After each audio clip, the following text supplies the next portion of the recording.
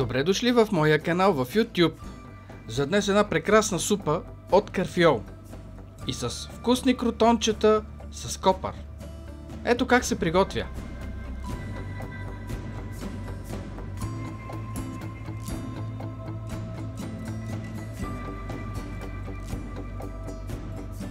Първо трябва да се нареже целина.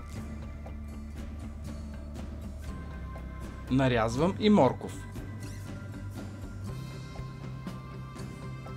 Слагам зеленчуците в тенджера. След това прибавям и карфиол.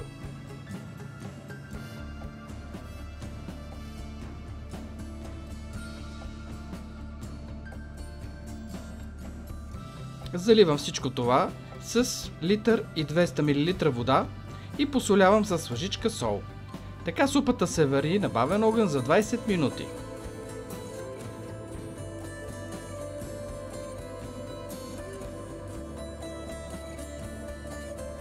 Сега е време супата да се пюрира. Слагам в блендер и заедно с бульона пасирам много добре. Ароматизирам супата с няколко стръка пресен копър.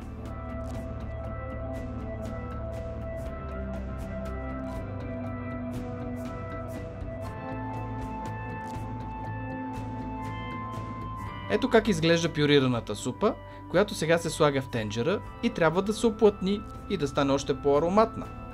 За целта трябва да се запържи масло и да се смеси с брашно.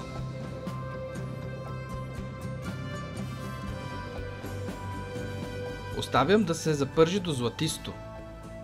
Това дава много аромат на супата.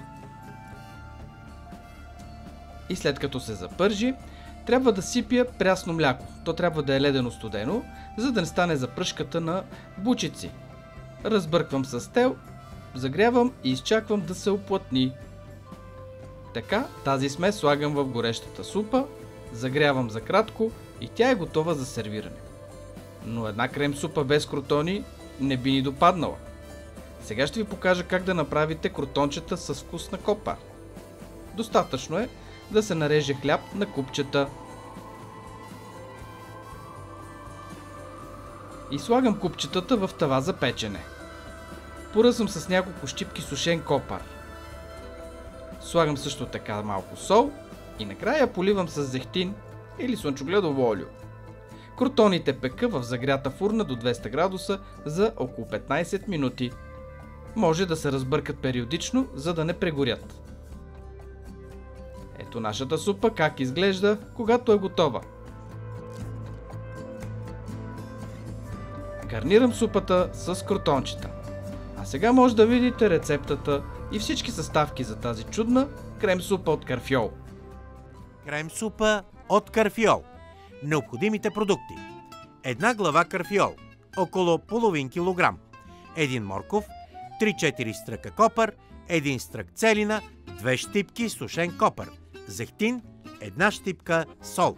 За запръшката: 200 мл прясно мляко, 30 грама краве масло, една супена лъжица брашно. За крутоните: 2 филии стар хляб, една чайна лъжица сол. Начин на приготвяне: слагаме зеленчуците в литъри 200, литъри 300 студена вода, варим ги за 15-20 минути. Изпичаме крутоните на 200-220 градуса до готовност. Запържваме брашното заедно с кравето масло, поливаме с студеното прясно мляко. След като сместа кипне, оттегляме от котлона. Пюрираме сварените зеленчуци заедно с бульона. Заливаме супата с застройката, разбъркваме и поднасяме с крутоните.